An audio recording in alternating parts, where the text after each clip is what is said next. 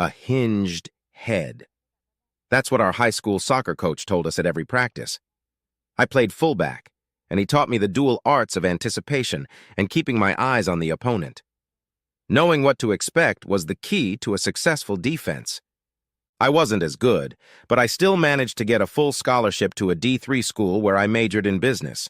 Lucille, a slightly chubby, red-headed girl with an outgoing personality, teamed up with me to work on a project during my junior year. As they say, one thing led to another and we got hot and heavy, getting married the summer after graduation. Our junior year project was good enough that we both landed internships at one of the big companies in town, Malcolm Precision Instruments, she in sales, and I in accounting.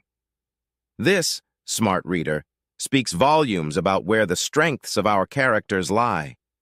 We loved our girls and gave up trying for a boy after 3.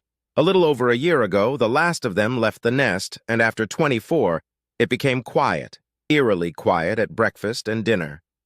After a week of this silence, I decided we needed to do something and planned a vacation for Lucille and me to the Smoky Mountains near Gatlinburg. We both loved country music, so I figured we could catch some performer on their way to or from fame. Lots of leaf-strewn mountain trails would allow us to use our hiking boots. A cozy cabin with a king-size bed would hopefully complete our reunion. It all worked out. We had a great time, laughing and smiling, dancing and hugging, remembering the misses and highlights of the years when we were too busy preparing for the next deadline to stop and smell the roses in our lives.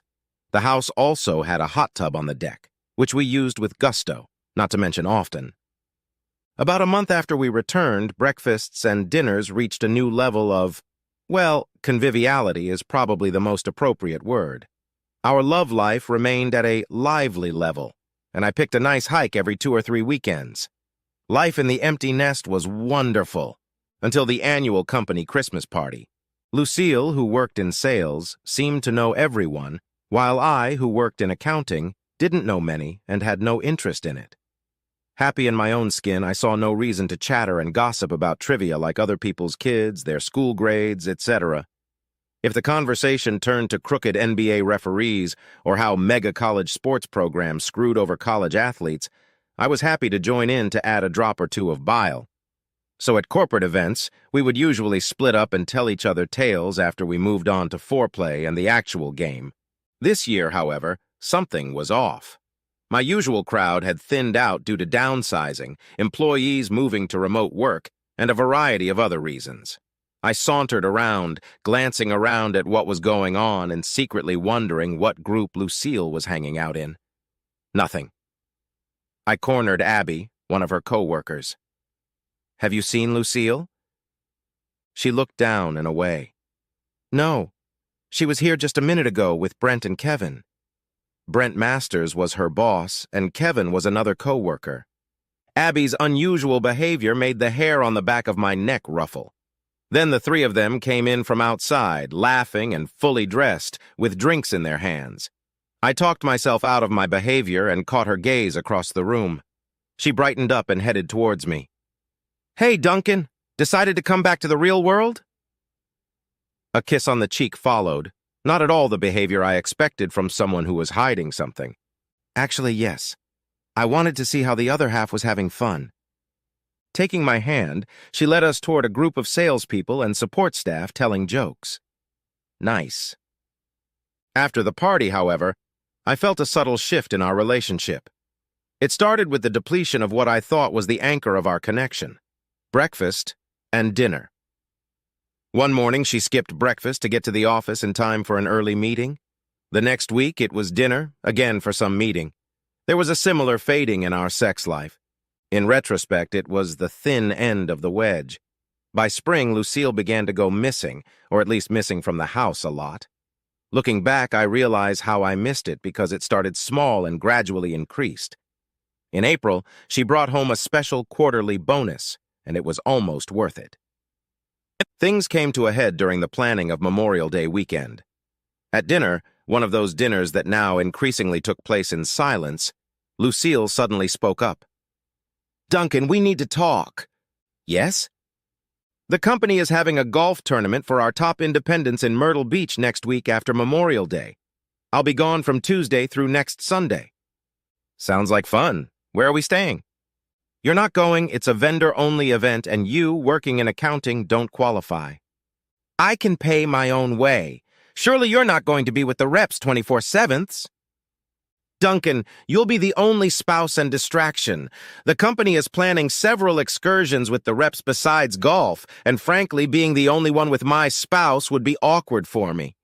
No offense, but it will look like my clingy husband doesn't trust his wife and has to look out for her.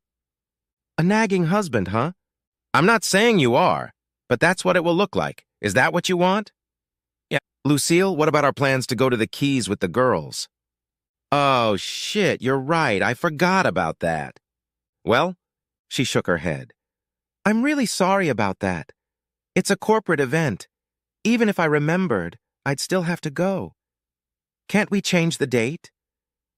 The girls have already made their plans for the summer. Why don't you change the date for Brent? It's not like you're going to sleep with him for the first time. She sat leaning back and looking around like a fish on land. What the hell are you talking about? I'm talking about you and Brent having dinner several times a week after the Christmas party, first with the others and then alone, after you first met at the Pleasant Night Motel the day before Valentine's Day.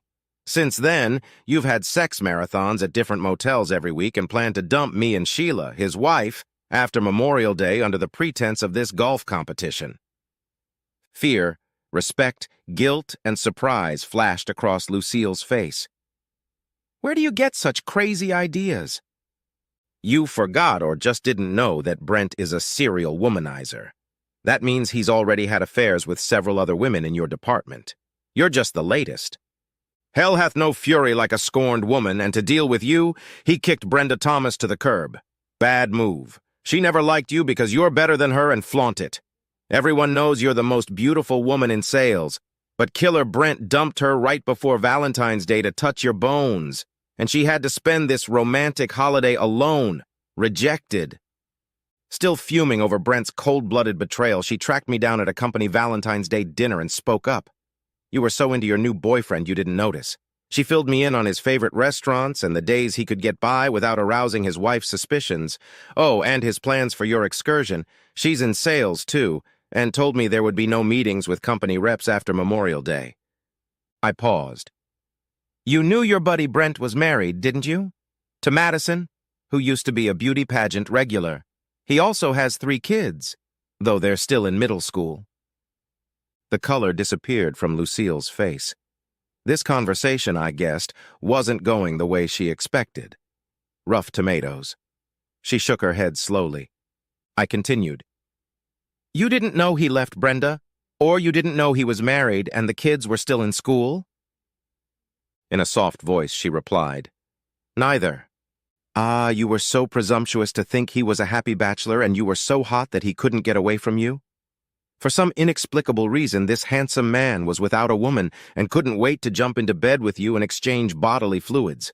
I thought you were smart, Luce.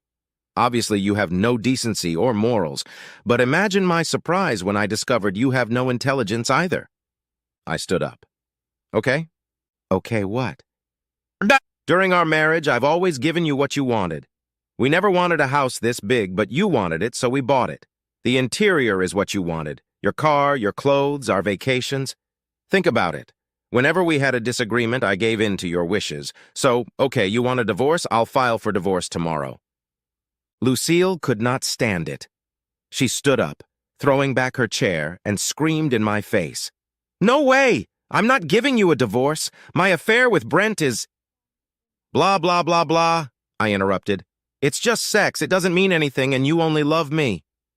One phrase about cheating after another. Save your breath. You don't have a choice. When I saw you give yourself to your new boyfriend... He's not my boyfriend! She screamed. When you let your boyfriend sleep with you, it was over. I did the paperwork and got everything ready.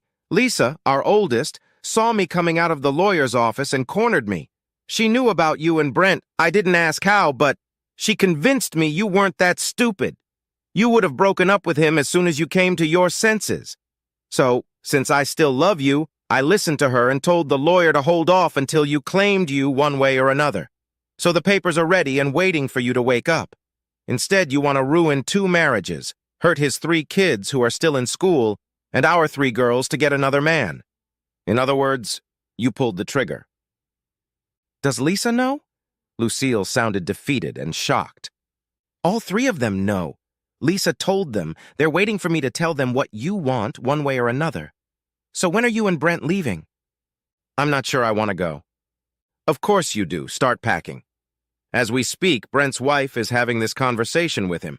She's kicking him out today, so he has nowhere to go. You already have a condo in Myrtle Beach that you don't have to pay back, so you can add a few more days and enjoy yourself there while you decide what to do with the rest of your life. Lucille sobbed. Don't our 24 years together mean anything to you? Apparently, they mean more to me than they do to you, slut. Remember, you threw them away at the Christmas party. Instead of coming to your senses, you became Brent's whore until he moved on to the next one, of course. At least I had the respect and decency to divorce you before looking for someone decent. There are still women like that out there, and I believe I am worthy of such a man. What about me? You're not suitable.